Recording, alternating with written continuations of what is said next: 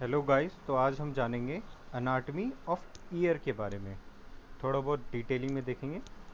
Year को basically तीन parts में डिवाइड किया गया है, जिसमें पहला है एक्सटर्नल ईयर, दूसरा मिडल ईयर, तीसरा इनर ईयर।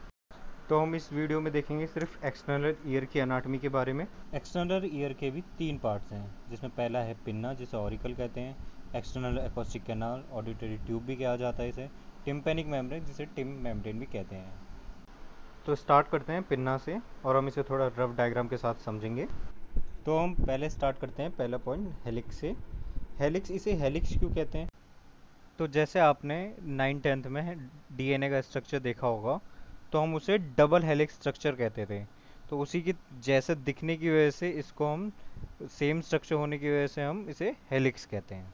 अब सेकंड पार्ट है एंटी हेलिक्स। जैसे नाम से ही क्लियर होता है, हेलिक्स के जस्ट अपोजिट शेप के कारण इसे हम एंटी हेलिक्स कहते हैं। थर्ड पार्ट है ट्रायंगुलर फोसा। फोसा का मतलब होता है गड्ढा।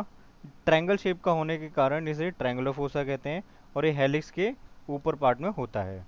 फोर्थ पार्ट है कॉन्के, इसको सिम्बा कॉन्के भी कहते हैं। ट्रायंगुलर फोसा के नीचे केव जैसे स्ट्रक्चर को ही कॉन्के कहते हैं।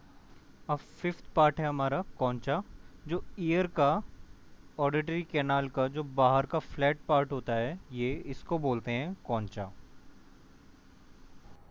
अब सिक्स्थ पार्ट है ये ट्रैगस, और इसके जस्ट अपोजिट में होता है ये सेवंथ एंटी ट्रैगस। ये दो पार्ट हैं जिस पे आपके यूजली ईयरफोन्स, ईयरबड आपके जो स्टेबल हो जाता है, स्टेबली फिक्स्ड हो जाता है, ये वो पार्ट है। और हमारा लास्ट एट्थ पार्ट है लोब्यूल। जो स्टार्टिंग के 7 पार्ट्स थे, they are completely made up of yellow elastic cartilage except lobule. अब हम स्टार्ट करते हैं एक्सटर्नल ईयर का सेकंड पार्ट, जो है एक्सटर्नल ऑडिटरी कैनाल, या फिर इसे एकॉस्टिक कैनाल या एकॉस्टिक ट्यूब भी कहते हैं। तो हम पहले देखेंगे इसके जनरल फीचर्स के बारे में। तो इसमें पहला पॉइंट है कि ये एक्सटेंड होती है कॉन्चा से टिम्पैनिक मेम्ब्रेन तक। इसकी लेंथ होती है 24 mm। ये एक स्ट्रेट शेप में नहीं होती है। इसका आउटर पार्ट होता है अपवर्ड, बैकवर्ड, मीडियली डायरेक्टेड होता है, और इनर पार्ट होता है डाउनवर्ड, फॉरवर्ड, मीडियली डायरेक्टेड होता है। इसको हम एस शेप भी कह सकते हैं।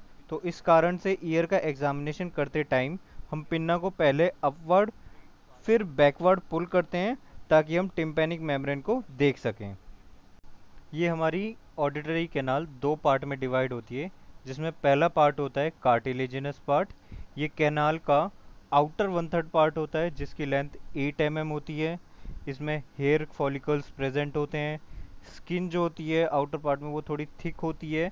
थिक इसलिए होती है क्योंकि यहाँ की स्किन में सेरेमिनस और पॉलीसिबिस्कस ग्लैंड्स होते हैं, जो वैक्स प्रोड्यूस करते हैं। और इस आउटर पार्ट में एक डिफिशियंसी होती है, जिसको बोलते हैं फिशर ऑफ सेंटरोनी। अब ये फिशर ऑफ सेंटरोनी क्या है? तो पहले फिशर का मतलब समझते हैं। फिशर का मतलब होता है दरार। तो जो कार्टिलेज होती हैं आउटर पार्ट में, उनमें एक दरार होती है, जो सीधे नीचे साइड में ईयर के जाती है पैरोटिड ग्लैंड तक। तो एक पैसेज बनता है कैनाल और पैरोटिड ग्लैंड्स के बीच में, जिससे कि इस दरार की वजह से इन्फेक्शन होने का चांस दोनों तरफ बढ़ जाता है। अब हम बात करते हैं सेकंड पार्ट के बारे में, जो कि है बोनी पार्ट। इंटरनल अकोस्टिक कैनाल का इनर 2/3 पार्ट बोनी पार्ट होता है, जिसकी लेंथ 16 mm होती है। यहाँ पे स्किन जो है वो काफ़ी पतली होती है as compare to outer part. और टिम्पैनिक मेम्ब्रेन के 6 mm लेटरली कैनाल थोड़ी नैरो होती है, क्योंकि वहाँ पे बोन काफ़ी पास पास होती हैं, तो उस पॉइंट को इस्थमस बोलते हैं। अब अगर कोई फॉरेन पार्टिकल इस इस्थमस नैरो पार्ट को क्रॉस करके टिम्पैनिक मेम्ब्रेन की तरफ आ जाता है, तो उसको रिमूव करना काफ़ी मुश्किल हो जाता है, जिसकी वजह से इन्फेक्शन का चांस बढ़ जाता है। अब बोनी पार्ट में भी एक डिफिशियंसी होती है, जिसको कहते हैं फोरामेन ऑफ हस्के। अब फोरामेन का मतलब होता है छेद, छिद्र, या फिर सुराख। ये एक बोन डेवलपमेंट डिफेक्ट है, जो कि समय के साथ अपने आप बढ़ जाता है, इसीलिए ये सिर्फ बच्चों में ही देखने को मिलता है। अब हम देखते हैं अपना लास्ट पार्ट, टिम्पैनिक मेम्ब्रेन। सबसे पहले हम इसके थोड़ा जनरल फीचर्स देख लेते हैं।